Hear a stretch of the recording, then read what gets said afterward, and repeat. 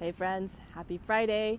I'm enjoying the breeze and the ocean air. And even though it's cloudy, it's still pretty bright out here. So I'm leaving my shades off for you people, all right? So you can see my eyes. And I see you. I see you if you're watching this, your name will pop up. Anyway, so there's something that's been on my mind a lot. The more I'm having conversations with people and connecting with people about what they want in their lives and what's missing and why the hell they don't have it yet, like what's in their way. And a big thing that it's been a recurring theme this week in particular.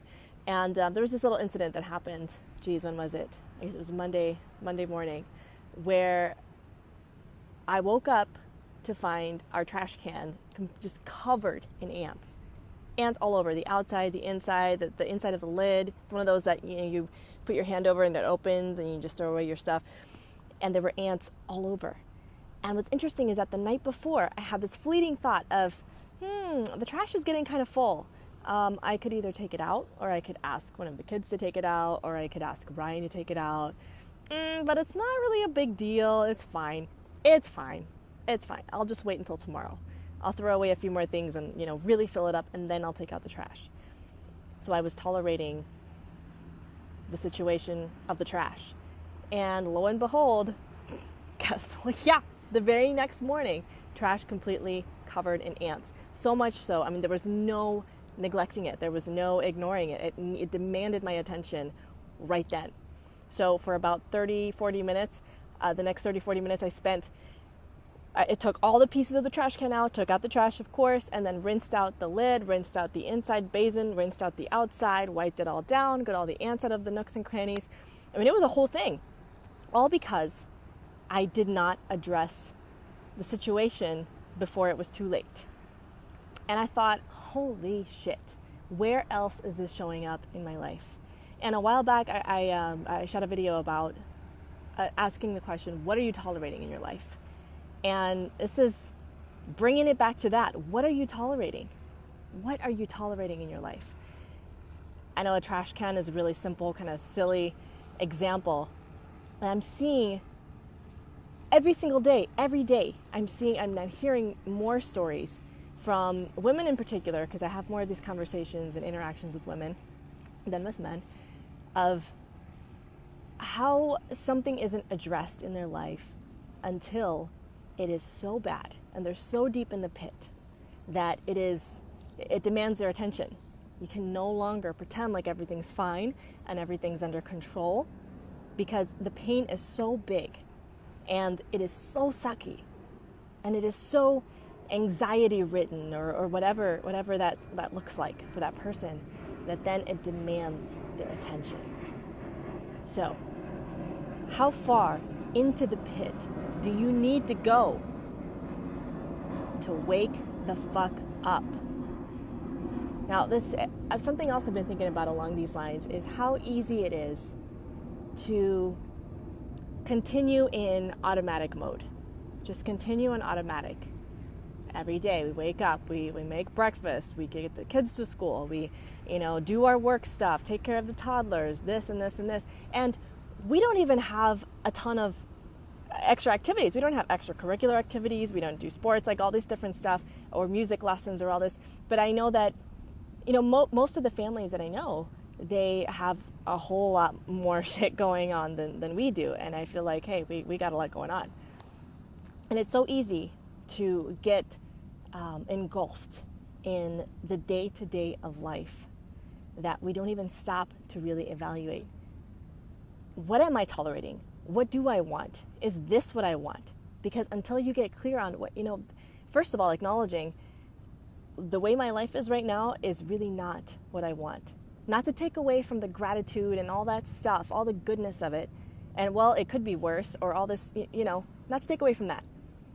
But to get really real with ourselves. You know what? No, I don't want to be stuck in this job, or no, I don't want to be have no time to spend with my family, and no, I don't want to have just barely enough money to scrape by, and not enough to have the experiences that I want with my family and the freedom and all that. To get brutally honest with ourselves about what is not working in our lives before it gets so desperate that it demands our attention. Because for me, that was my marriage. That was my marriage. I was so busy. I busied myself even more than I needed to beyond survival with my business and with our kids even.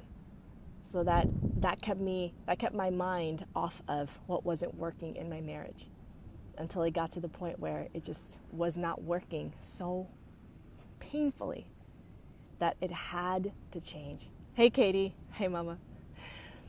So specifically when it comes to your relationship, how long are you going to wait? How bad do things need to get? Do things need to get bad before you decide, you know what, I want more.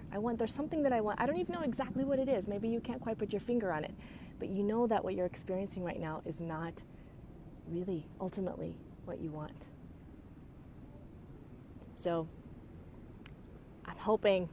I want to save you from the experience of going all the way into the pit. But you know what? Actually, sometimes that is the very best place to be, because before the biggest breakthroughs can come the biggest breakdowns. So what are you tolerating in your life? And how far into the pit do you need to go before you wake up to your life and to the reality that what you really want is not what you're experiencing right now? And that acknowledgement is the very first step.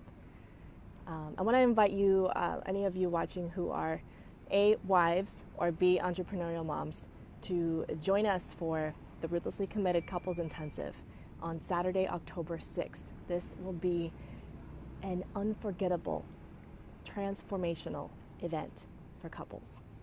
So if this is something that you and your partner want to experience together and collapse 5 years of communication and connection work into one day, it'll rock your world, people. It'll rock your world. So visit the link below for that. And then also, if you're a mom who's an entrepreneur or a business owner and you're ready to immerse yourself in an experiential, transformational retreat, then join us for the Sexy Mama Self-Mastery Retreat, October 11th through 14th.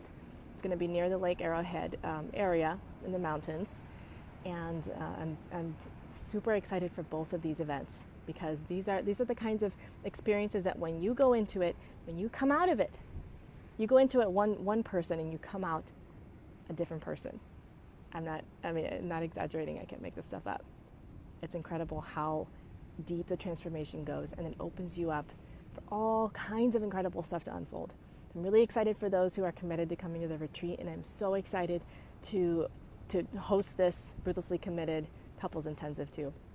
So I encourage you to visit both of these links, see if this is something for you, and if not, maybe you know someone who this would be just a perfect fit for. All right, everybody. Love you all. Thank you for watching, and I'll see you soon.